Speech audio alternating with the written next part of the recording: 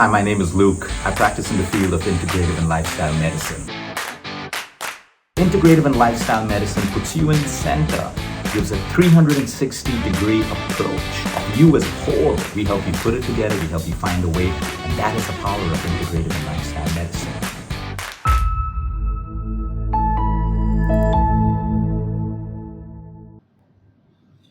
I hope you're having a great day. Today I want to talk about uric acid. This is a problem that plagues millions of people across the world, high uric acid. And that high uric acid can then become gout, a very, very painful condition that can actually cause permanent damage to the tissues and the joints that it affects. But can something be done about uric acid? Can you make it better? Can you live without it? Absolutely yes. When I say without uric acid, no, not without it completely. Uric acid is required by the human body.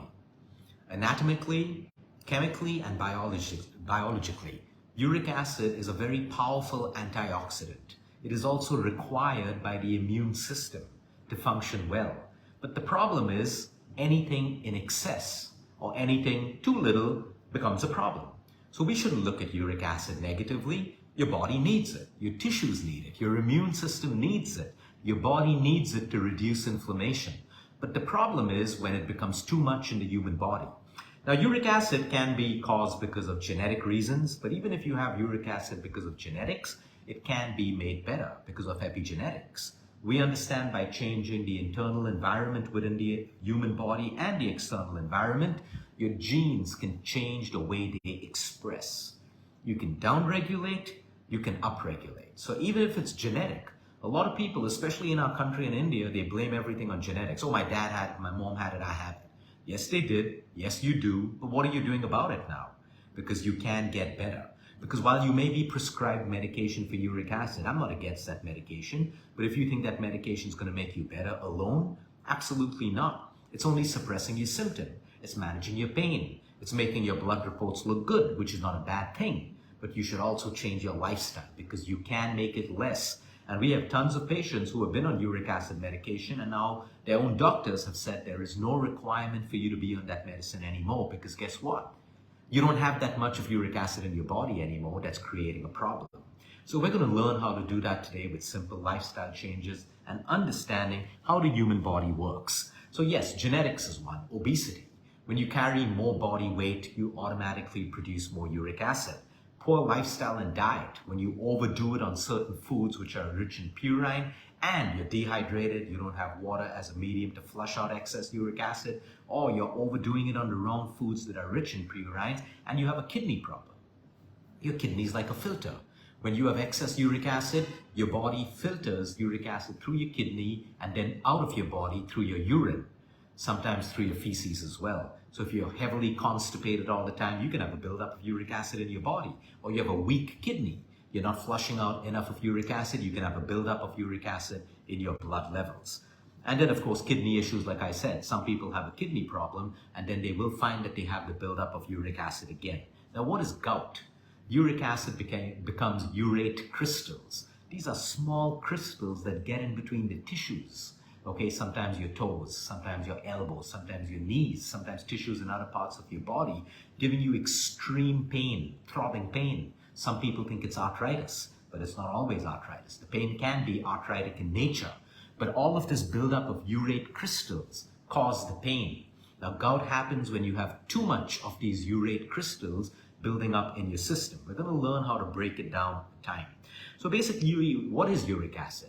When we eat foods that are high in purines, okay, when food gets digested, especially foods in purines, the waste product is uric acid. It's not a problem. But if you have too much of a buildup of these waste products caused by the breakdown of purines, then it becomes a problem. You have excess uric acid in your body. We should not also forget that it's not just food. Your body naturally forms purines and breaks down purines. So sometimes even if you reduce the amount of foods that are in purines, if you have a poor lifestyle and you stimulate your body to break down purines which are formed in your body, you can also have excess uric acid. So that's why it's called exogenous and endogenous. It can be formed from foods that come into your system and from outside of your body as well. All right, so now let's understand how else we can stimulate uric acid in the human body. Certain patients who go through chemotherapy and radiation, and we've experienced a lot of our patients going through this. Sometimes chemotherapy and radiation stimulates the production of uric acid.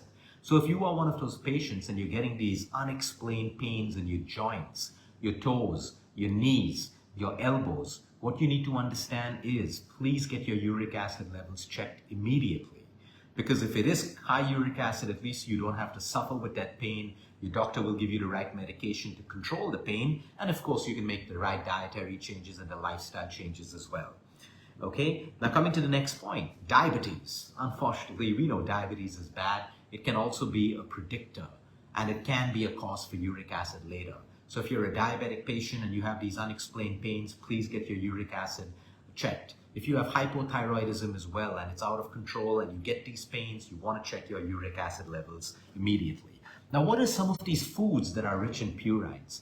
The general myth is that, hey, when you have a uric acid problem, stop eating protein.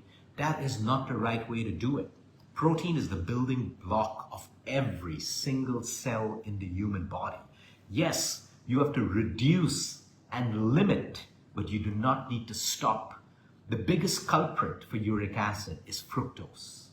Fructose found in fruits, fructose found in honeys, processed foods, aerated drinks, all of this. Fructose stimulates the breakdown of purines in the body. So right now, whoever you may be in the world, if you have uric acid, I can guarantee you one thing. Stop eating fruits, stop eating honey, stop eating jaggery, stop eating white sugar. I know it's difficult, but difficult doesn't mean impossible. Do it for a week, and I can guarantee you your uric acid levels are going to come down. Your flare-ups for your gout attacks are also going to reduce. So you see, we've been made to believe that protein is a bad thing when it comes to uric acid. Don't get me wrong. Of course, we want to limit, but not stop.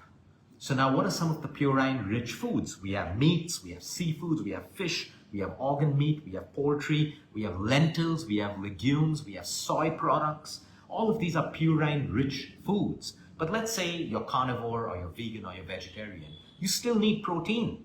The point is, you can eat these foods in smaller quantities. So you reduce the quantity that you eat, but you stop all sources of fructose. Now that's a difficult thing. So your next question is, Luke, if I don't eat fruits, where am I going to get my vitamins and minerals from? You'll get it from vegetables. Okay, there are many people who have a condition called fructose malabsorption, which means they can never eat fructose because their body, your liver, doesn't know how to process it. Or when you look at a grade 2 or grade 3 fatty liver or a cirrhotic liver, the only way we can save that liver is to stop fructose immediately. When you stop fructose immediately, the liver has a chance to improve its health. You can go from cirrhotic to maybe a third grade, but you can definitely go from a third grade fatty liver to a second to a first to a mild, and you can reverse a fatty liver condition completely by stopping fructose.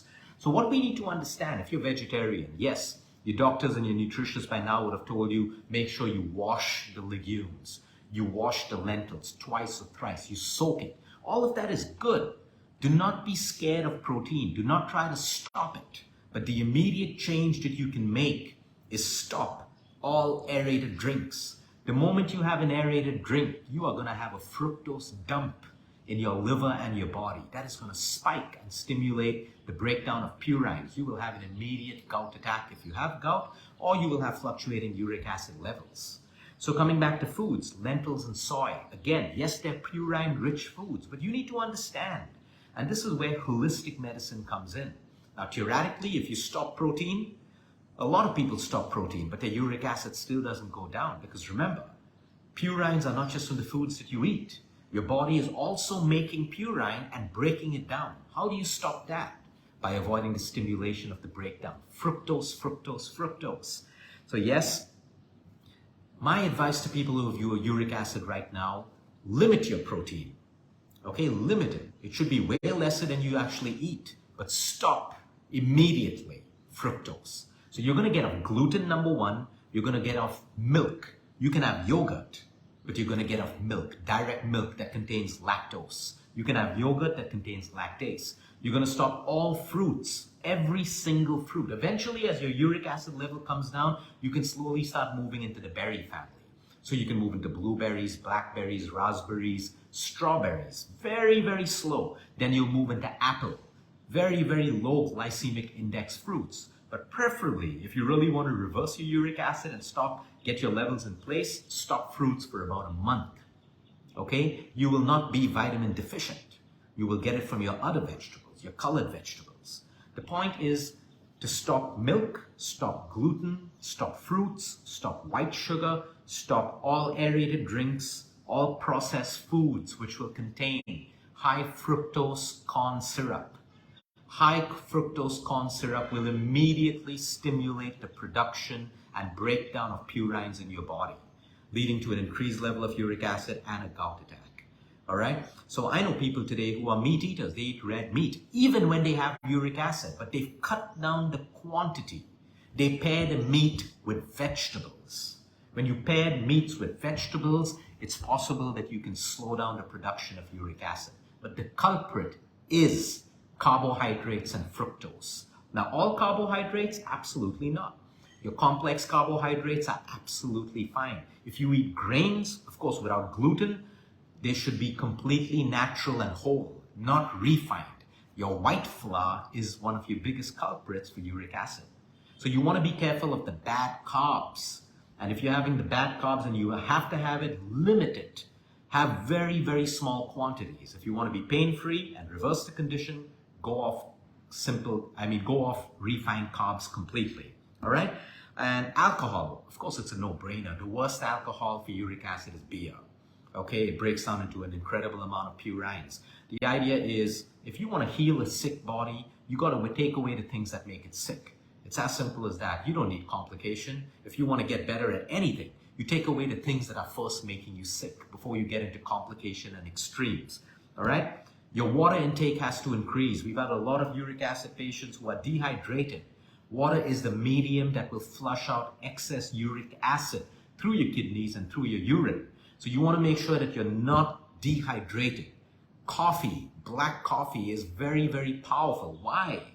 Because there is an enzyme that competes with the breakdown of breakdown of purines. So if you have 1 to 2 cups of black coffee in a day, and you got to remember, coffee is a diuretic. So for every cup of coffee you have, you want to have an extra cup of water.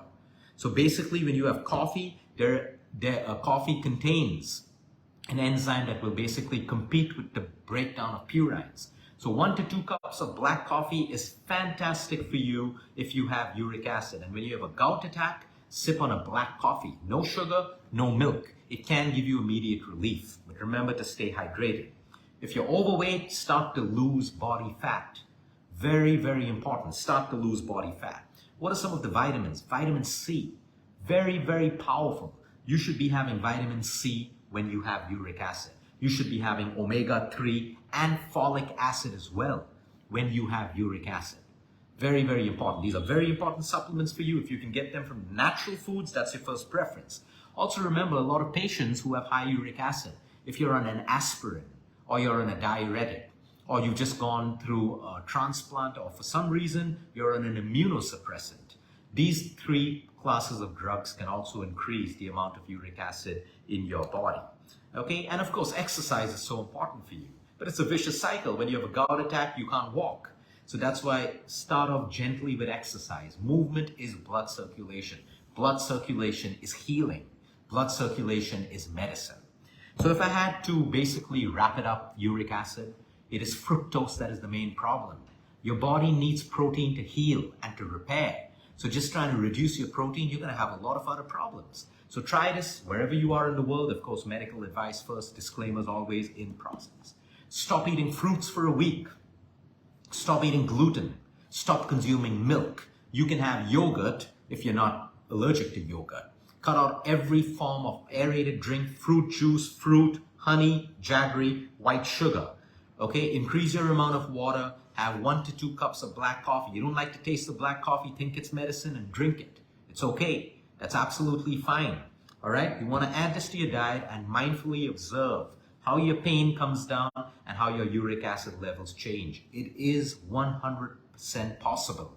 when you do it the right way. Protein, you will still consume protein, but you will reduce the amount. So if you have 100% protein on your plate, you will make it 50% of protein on your plate. If you're vegetarian and your protein source is from legumes and soy and all of that stuff, cut it down. But first get rid of all forms of fructose and see what happens in the human body. Have a great day, everyone. Finally, it's about holistic health always. It's about the quality of your sleep, your stress levels, the kind of food you feed yourself, and your exercise, and an understanding of how the human body works. We do not have to symptomatically treat every condition. We need to address the root cause of the problem, understand what the root causes are, and take that away. Protein is the building block of the body. You may have to reduce it, but you do not have to stop it. Have a great day, everyone. Until next time, eat smart, move more, sleep right, breathe deep. And remember, you can is all about you.